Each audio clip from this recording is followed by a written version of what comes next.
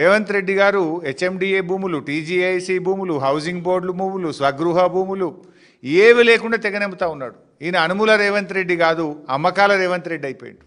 మొత్తం రాష్ట్రాన్ని అమ్మదొప్పుతా ఉన్నాడు. ఇవాళ దేశంలోనే అతిపెద్ద కుంభకోణం ఇవాళ కాంగ్రెస్ పార్టీ తెరలేపిందని చెప్పొచ్చు.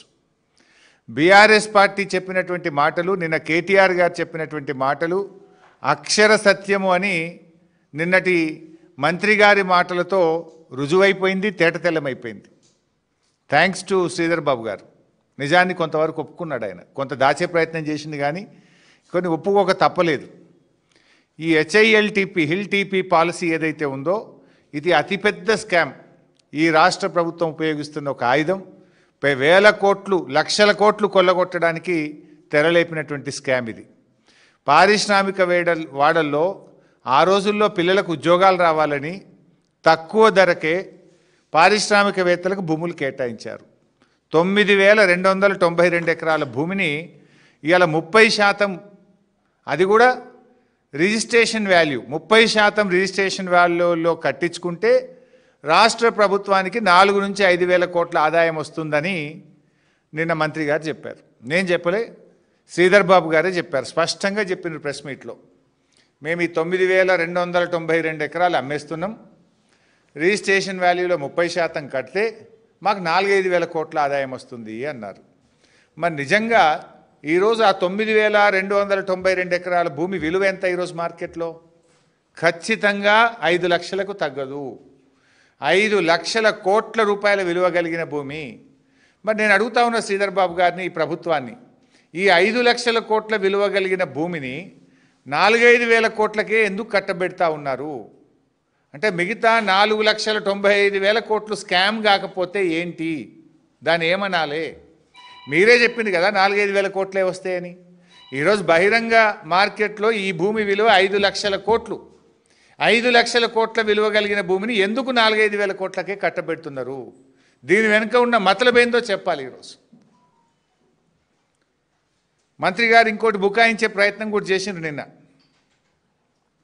లేలే, ఇది 9,292 ఎకరాల భూమి కాదు, ఇంట్లో రోడ్లు మోరీలు బొంగ 4,740 ఉంటుంది అని ఒక అబద్ధాన్ని చెప్పే ప్రయత్నం చేసిండ్రు. నేను అథారిటీగా చెప్తున్నాను, ఎందుకంటే ఆ రోజు cabinet sub committee on revenue resource mobilization చైర్మన్గా నేను పనిచేసిన. ఆ రోజు ఆర్థిక మంత్రిగా క్యాబినెట్ సబ్ కమిటీ చైర్మన్గా నేనున్నాను. నాతో పాటు కేటీఆర్ గారు, ప్రశాంత్ రెడ్డి గారు, ఇంకా కొంతమంది గౌరవ మంత్రులు సభ్యులుగా ఆ రోజు పనిచేసినారు. ఈ ప్రతిపాదన మా ముందుకు కూడా వచ్చింది. I know all these details. ఎందుకంటే మంత్రి గారు నువ్వు చెప్తున్నది శుద్ధ అబద్ధం. నేను సవాల్ చేస్తున్న శ్రీధర్ బాబు గారికి, నిజంగా 4,740 ఎకరాలే ఈ ప్రభుత్వం పెట్టిందా? దీని మీద బహిరంగ చర్చకు నువ్వు సిద్ధంగా ఉన్నావా? సగం మోరీలకు పోతుంది, రోడ్లకు పోతుందని ఇట్లా బుకాయించంగా ఇక ఎదుటోడేం మాట్లాడాడు, వానికి ఏం తెలియదు అనుకుంటున్నావా? మేము కూడా ఆ రోజు ప్రభుత్వంలో ఉన్నాం కదా. అంటే దాన్ని తగ్గించి, సగానికి సగం తగ్గించి చూపే ప్రయత్నం చేస్తూ ఉన్నాడు శ్రీధర్ బాబు గారు. అంటే భూ కుంభకోణం యొక్క విస్తీర్ణాన్ని సగానికి సగం తగ్గించాలనేటువంటి విఫలయత్నానికి శ్రీధర్ బాబు గారు పాల్పడుతూ ఉన్నారు. ఇందులో స్పష్టంగా ప్రభుత్వం యొక్క డొల్లతనం బయటపడ్డది.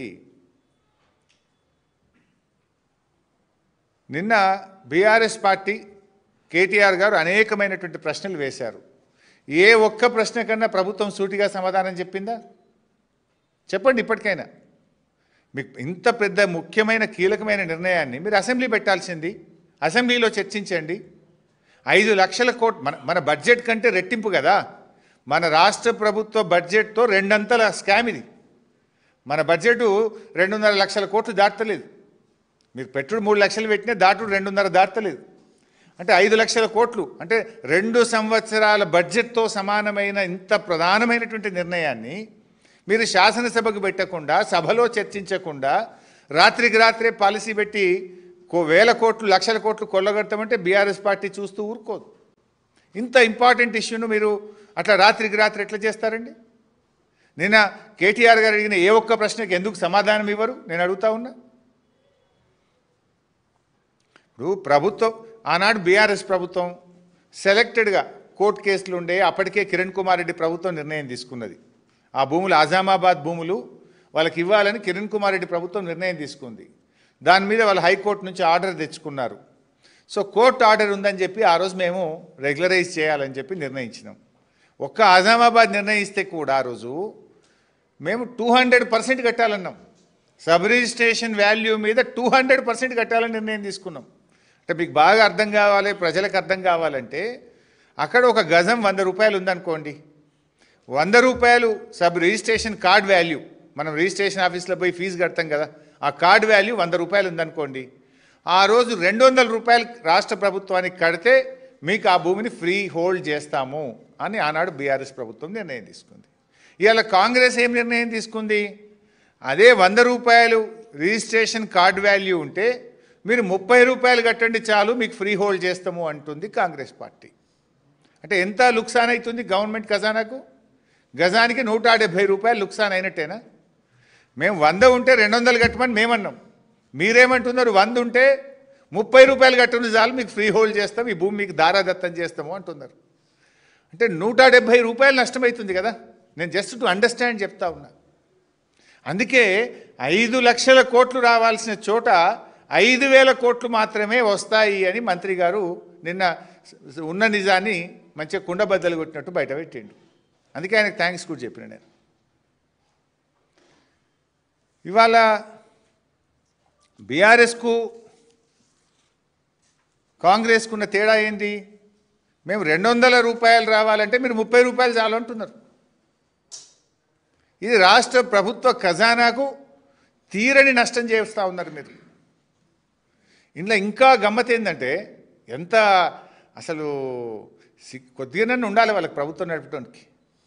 వారం రోజుల్లోగా అప్లికేషన్లు పెట్టాలన్నట, వారం రోజుల్లోగా టీజీఐసి అప్లికేషన్లను పరిశీలించాలన్నట, అవతల వారం రోజుల లోపలనే అధికారుల కమిటీ దానికి అనుమతి ఇవ్వాలన్నట, అనుమతి ఇచ్చిన 45 రోజులనే పైసలు కట్టాలన్నట.